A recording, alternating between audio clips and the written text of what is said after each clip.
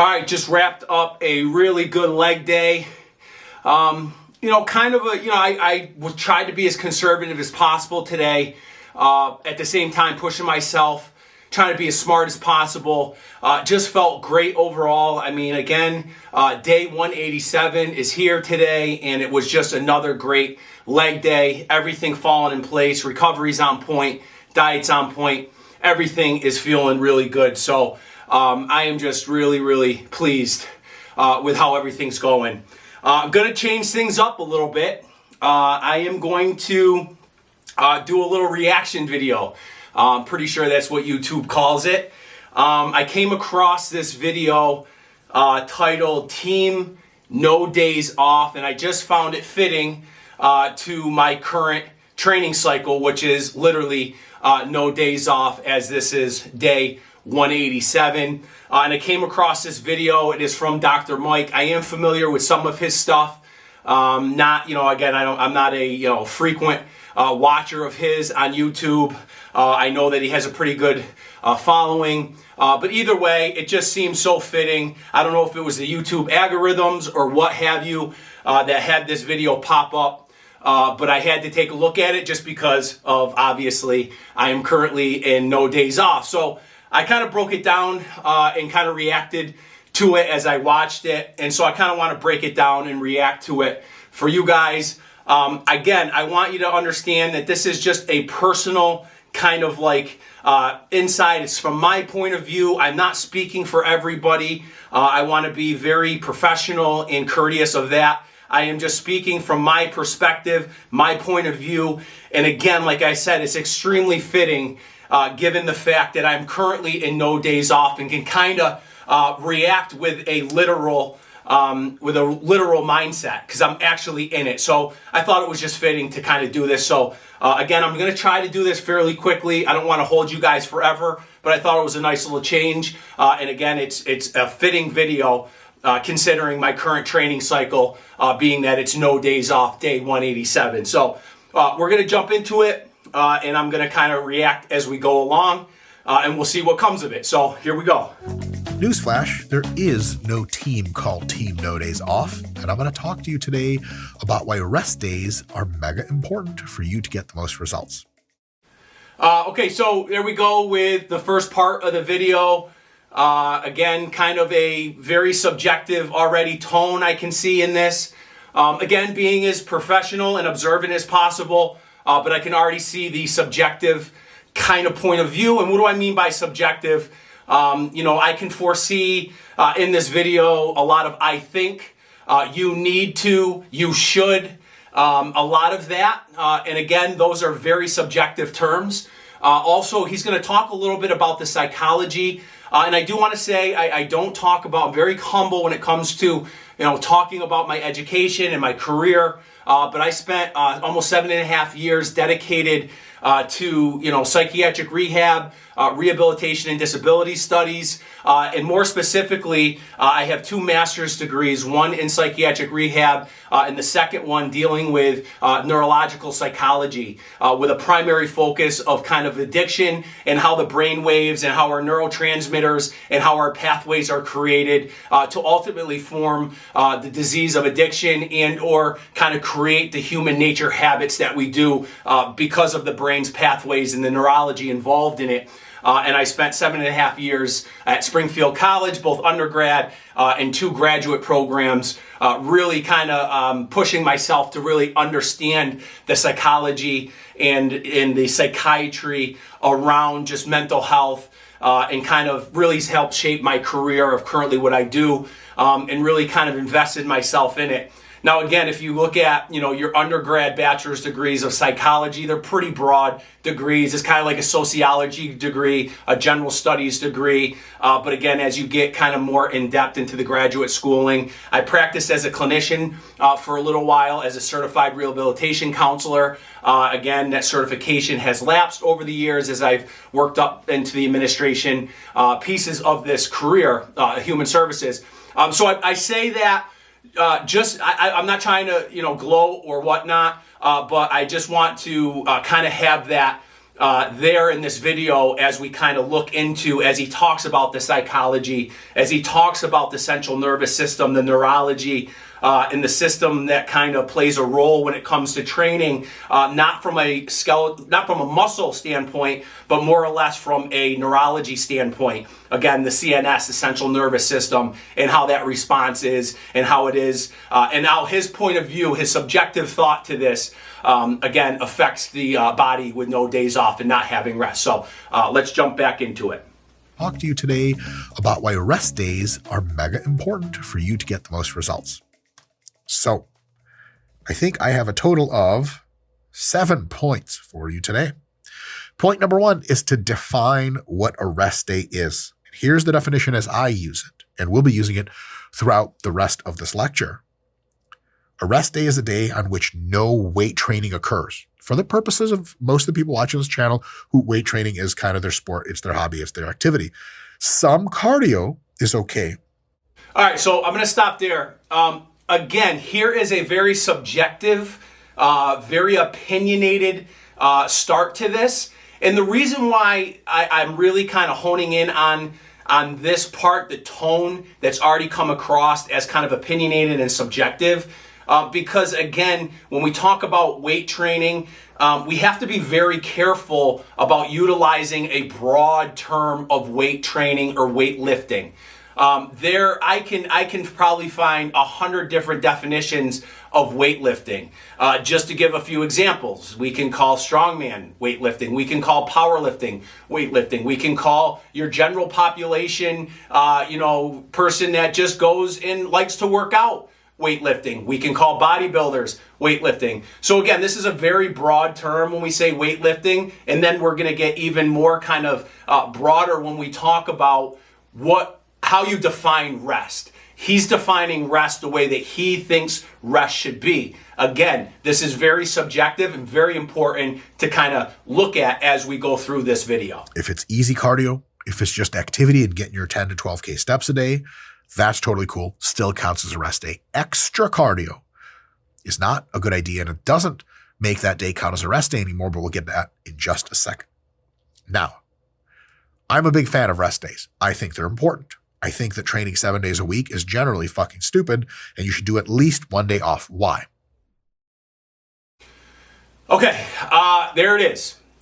So again, very subjective, very opinionated, and thinking he is basically kind of, let's call it passing judgment on a large majority and very broad spectrum of what he has kind of classified in this broad term as weightlifting.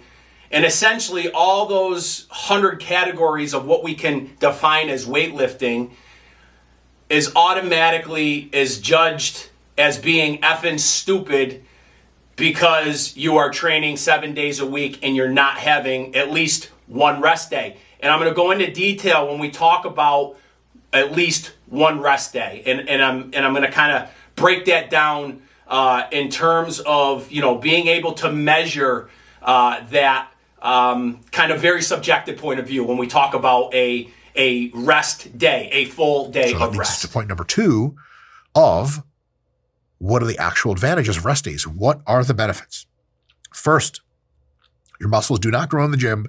They grow outside of the gym. Taking an extra day after a crazy hard week of training is a day entirely dedicated to muscle growth. Second part of this is looking at not only the general kind of like opening of his lecture, but also looking at, again, not only defining what he thinks a rest day should be, but also now going into the advantages of a rest day. And again, if he was specifically talking, because his first initial, rationale for the rest day is that he's automatically assuming everybody wants to build muscle, right? So again, if you're going to talk in very specifics, like building muscle and talking about weightlifting, you have to be very specific and not so broad and you can't direct your opinion into assumption or subjective thought based on a one-dimensional kind of rationale. Not everybody who is weightlifting, as I've given you a few examples, is trying to build muscle.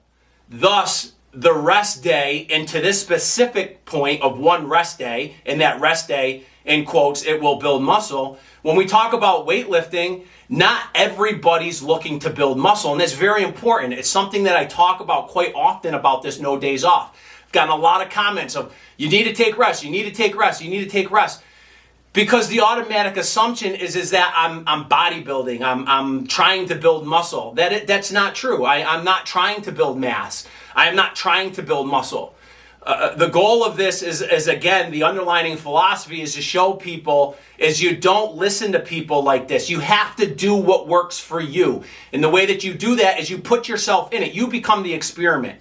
Don't let other people treat you as the experiment, okay? And kind of teach you or tell you what you think you need and what you need to do when it comes to that. So, again, going back to this, and I'm sorry I'm kind of ranting. I'm going to try to kind of keep myself contained, but when we use general terms like weightlifting, we have to be very specific when we define what do you mean by weightlifting. Are you talking about bodybuilding? Because now I can see where, okay, if you're looking to build mass, although I can argue that a little bit, but I can see if you're looking to build mass from a bodybuilding standpoint, that a rest day specifically for your muscles to grow outside of the gym, which there's a lot of science around that, I'm not disputing that, is that if that's your goal, then I get where they're coming. I get this to some degree, but again, a very subjective and a very broad term and angle in which he's coming from, which is one of my major disagreements with this whole topic that he's talking. We're talking about a full day dedicated to rest, at least one full day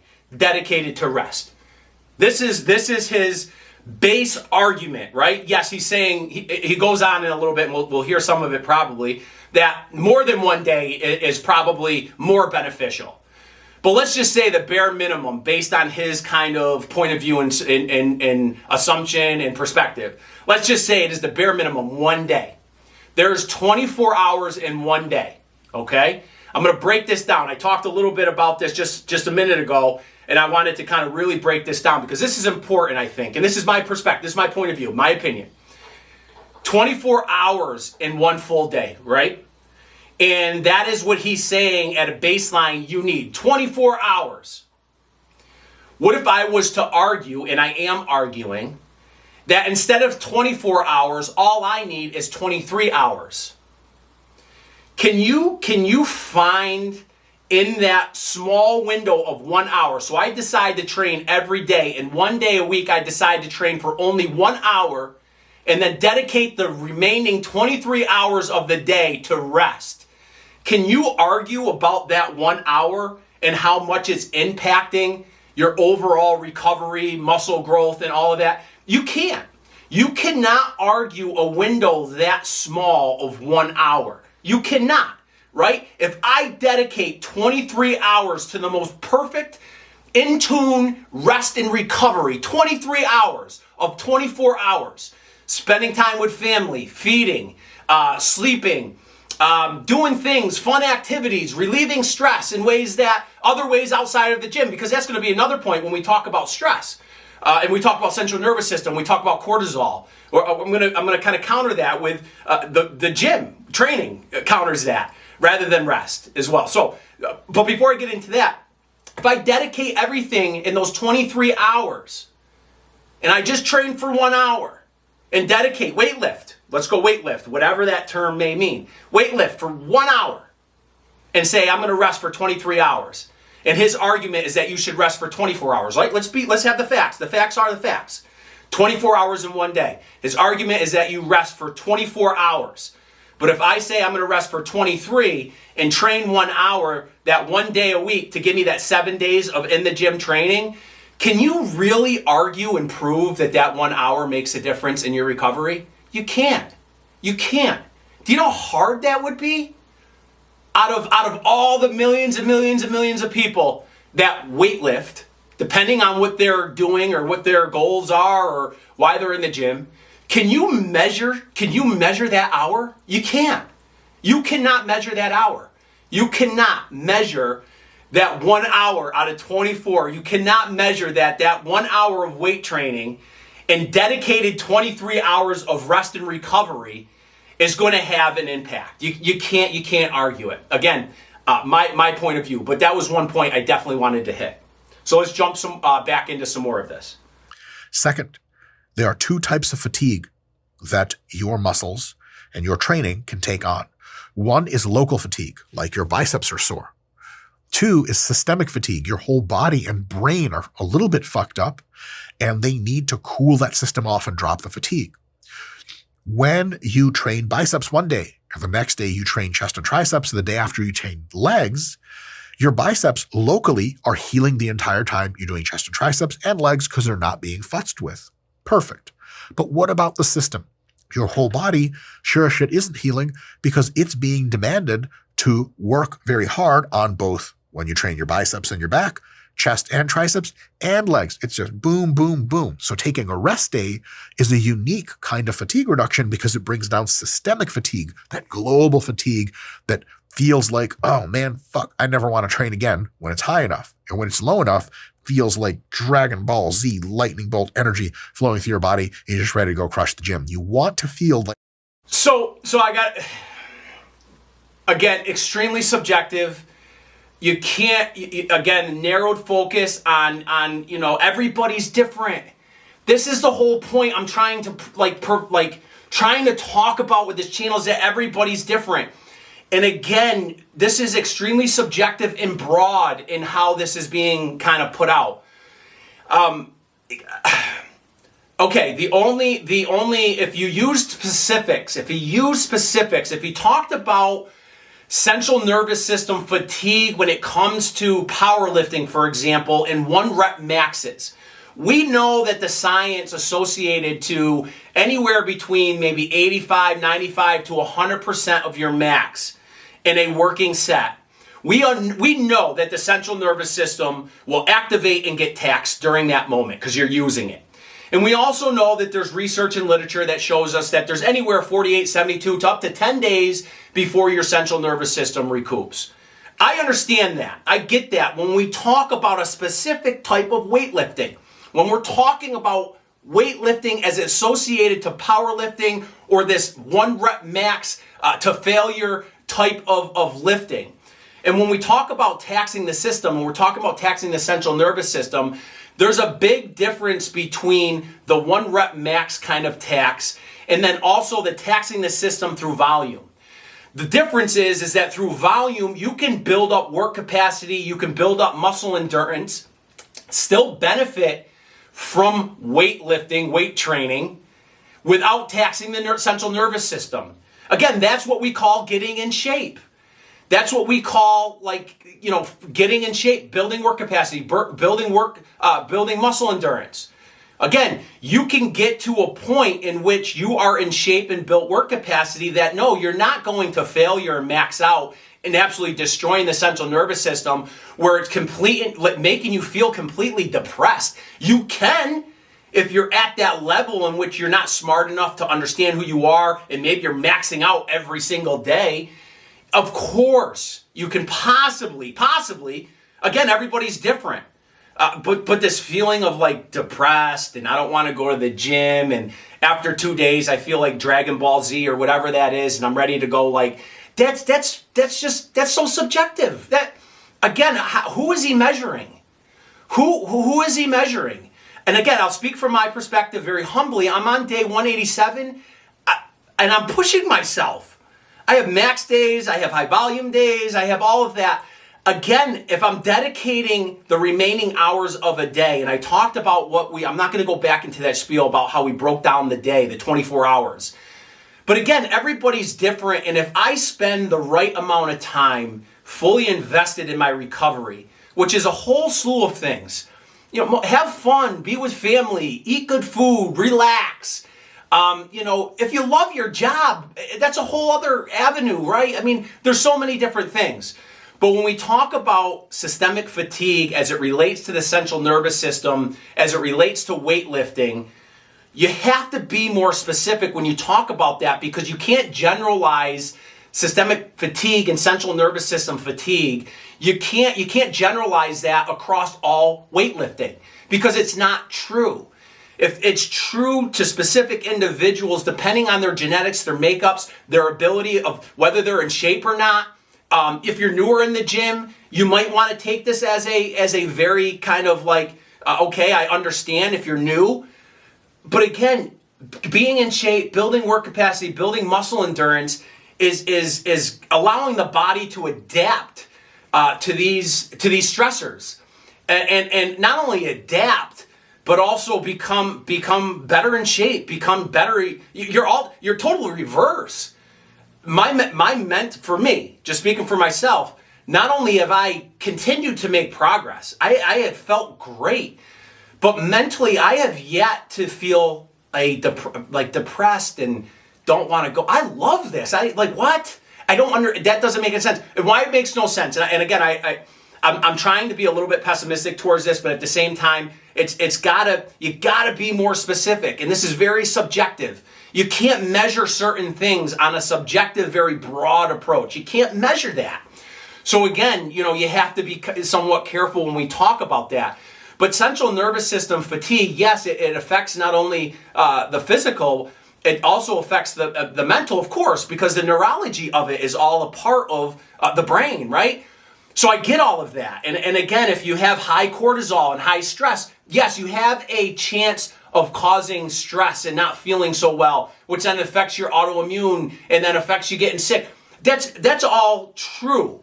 But at the same time, that is very specific to a very specific type of weight training. And again, don't speak subjective or broad. You gotta pinpoint these, because again, I'm actually living in it, and I completely disagree. The total opposite. I don't know. I don't want to put myself into everybody, and I know everybody's different. I just said that, but at the same time, I have never felt depressed going to the gym. I've never felt like, oh man, I don't understand. That to me doesn't make any sense. It's just me. So again, you have to be more specific when you make these types of comments. So let's keep going on a few more clips here. Psychological fatigue reduction. That lightning bolt feeling is physiological in nature, but there is a whole other spectrum on the psychology, and the psychology is affected by two things. One, physiology affects psychology.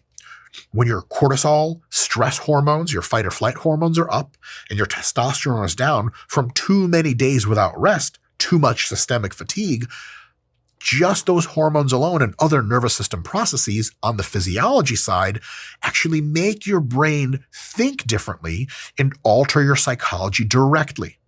That's definitely a thing that happens, but that's not true. I'm going to speak from my personal experience, 187 days. That's not true.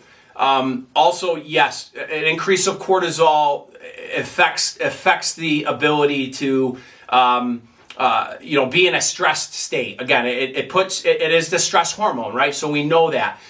But you have to also understand that there's a whole other side of cortisol that's very important. We need it.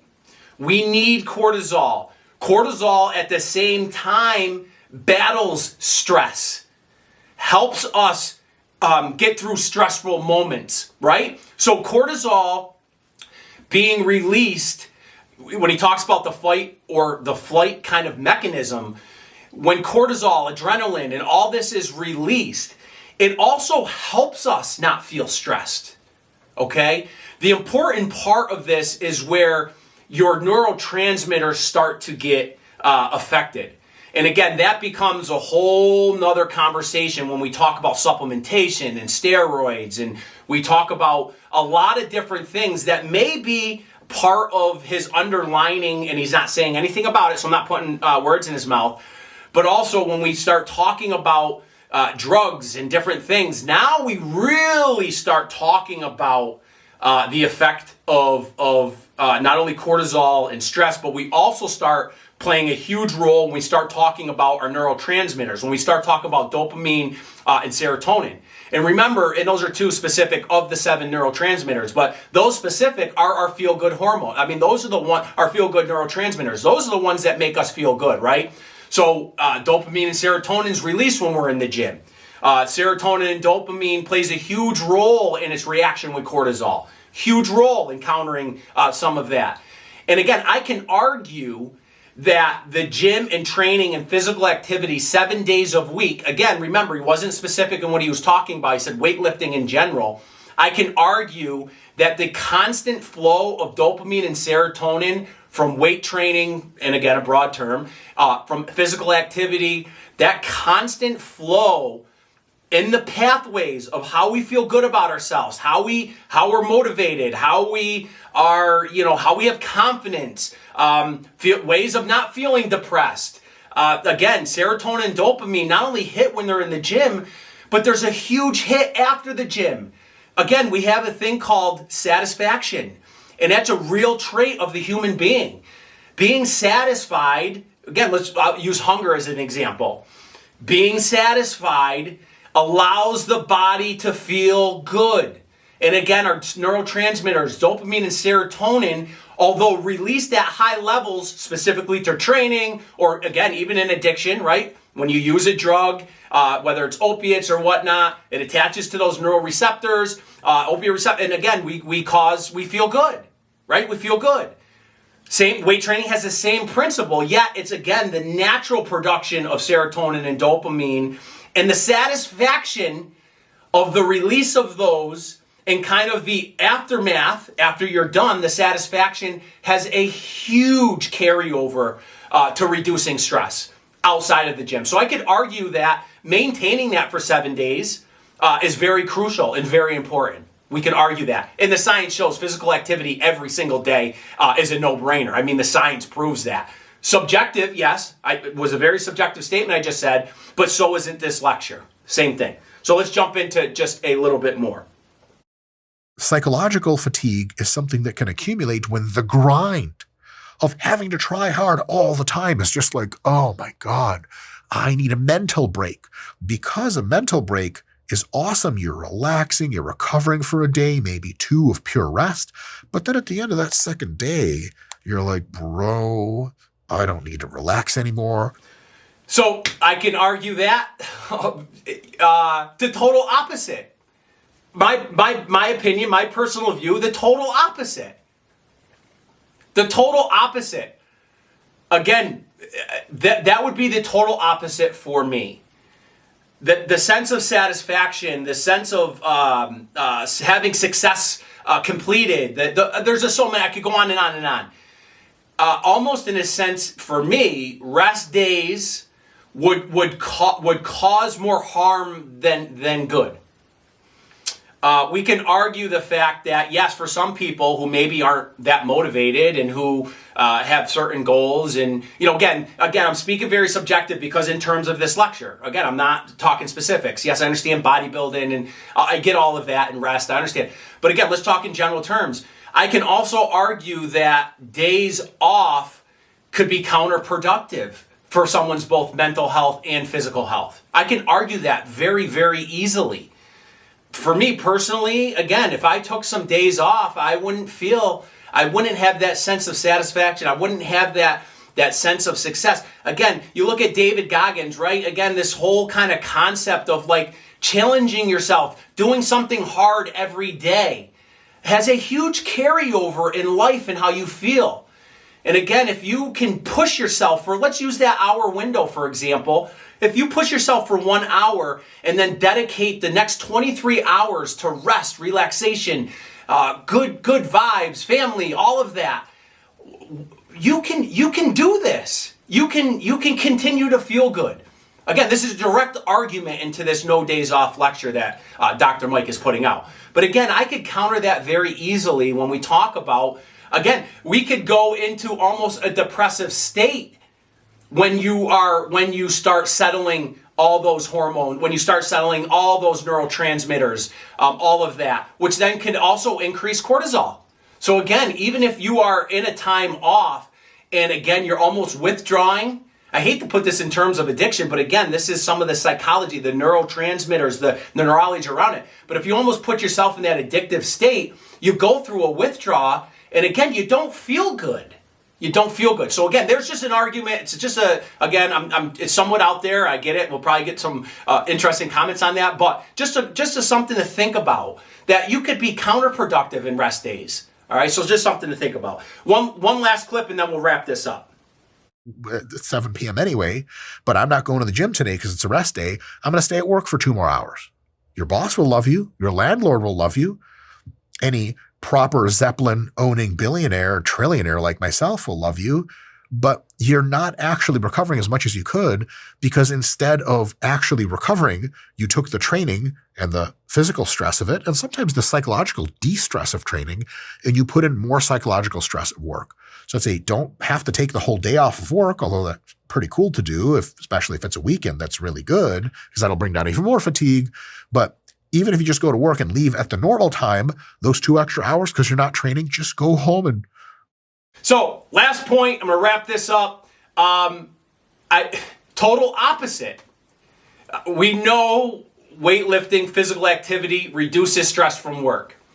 So I can argue very simply that the total opposite is if you're putting that extra time at work, or you're putting that extra mental psychology into work, and what he is classifying as not being rested because you're mentally now stressing yourself into work, you're putting more into it. The total opposite, and I'm going to end with this, is very simple, is that the gym has been proven time and time again, whether it's 7 days a week or 3 days a week, to reduce stress to outside life stressors like work, like other things in your life. We have an outlet. We come here because we love to do this, and it takes us away from all of that. So the total opposite, a total opposite. Put your time in at work, bust your ass at work, have that crazy psychology, that crazy intense work ethic, do what you love to do, and when you have stressful days, you go to the gym and you kill it.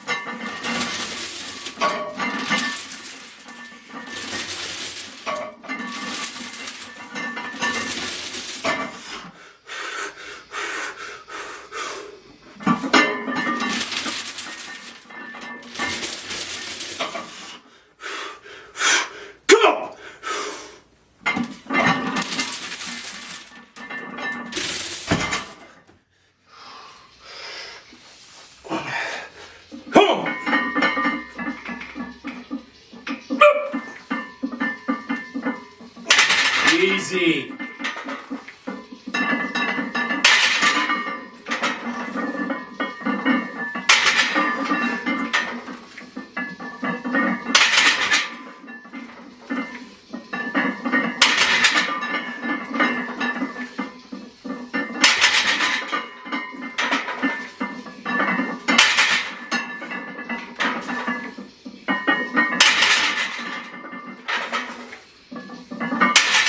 Come on, lightweight, 1. Just get 1. Yep. Woo. Come on, finish these. Let's go. Easy set. Let's go. Come on.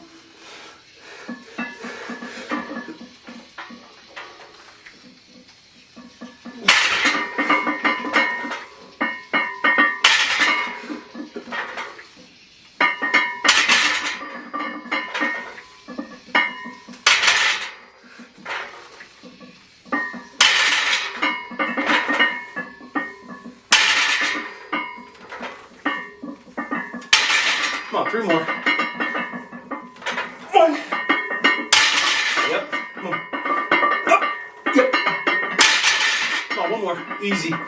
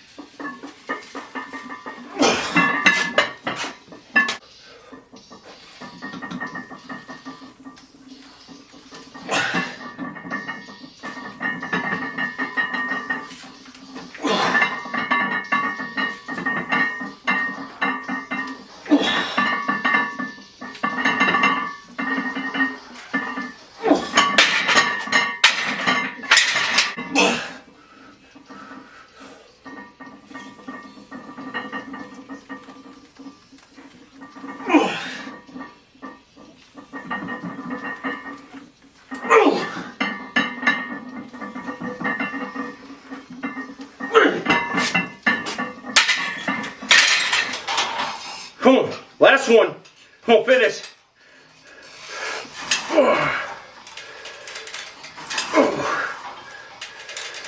3, 4, 6, 7, 8, 9, 10. Come on, 5 more. Let's go. Finish. 1, 2, 3, 4. Well, this is it. 3, 4, 5, 6, 7, 8, 9, 10. Come on, 5. 1, 2, 3, 4.